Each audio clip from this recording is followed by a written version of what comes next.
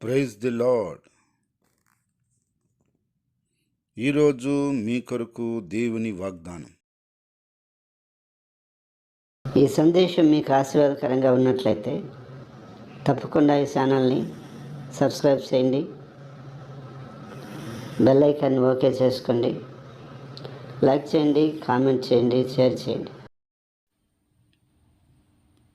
ఈరోజు వాగ్దానమును చదువుకుందాం. నీ దేవుడైన యెహోవా నీ కార్యములన్నిటిలోనూ నువ్వు చేయు ప్రయత్నములన్నిటిలోనూ నిన్ను ఆశీర్వదించును. ప్రియ సహోదరి సహోదరులారా, దేవుడు ఈరోజు అద్భుతమైనటువంటి వాగ్దానాన్ని మన కొరకు అనుగ్రహిస్తున్నాడు.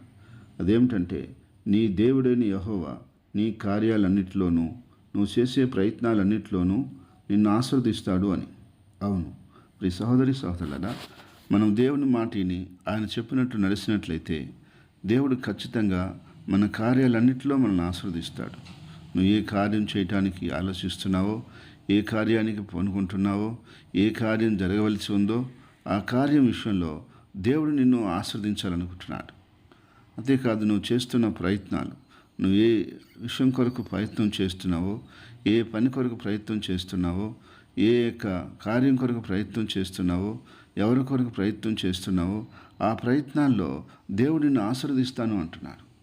ఒకవేళ ఈరోజు నువ్వు ఉద్యోగం కొరకు ప్రయత్నం చేస్తున్నావా, లేకుంటే పిల్లల వివాహం కొరకు ప్రయత్నం చేస్తున్నావా, లేకుంటే ఇల్లు కట్టుకునే ప్రయత్నం చేస్తున్నావా, లేక ఇంకేదైనా ఒక మంచి కార్యం చేయాలని నువ్వు ప్రయత్నం చేస్తున్నట్లయితే నీ ప్రయత్నాల్ని దేవుడు ఆశీర్వదిస్తాడు.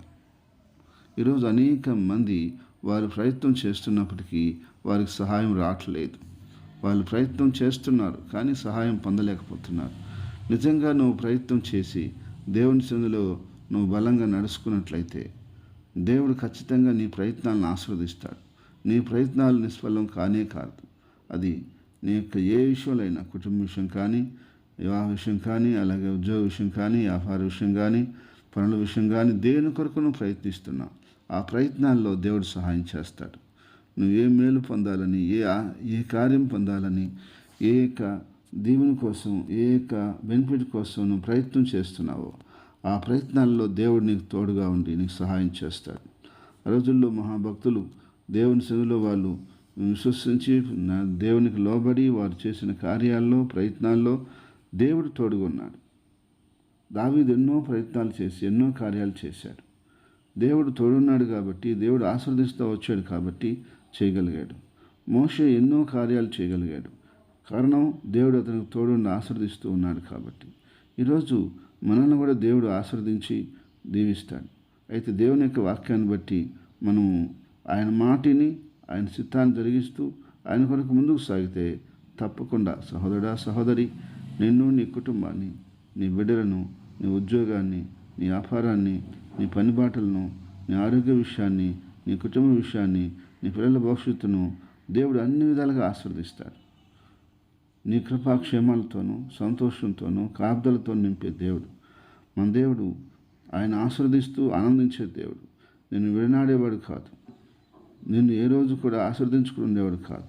కాబట్టి తన ప్రజల క్షేమం చూసి ఆనందించే దేవుడు మీకు ఎల్లప్పుడూ తోడుగా ఉండి ఆశీర్వదించి రాకపోకల్లో, ప్రయాణంలో కాసి కాపాడి కృపాక్షేమాలతోనూ ఆరోగ్యాలు నింపి నీకు, నీ కుటుంబానికి తోడు నడిపించి వద్దులు చేయునుగాక.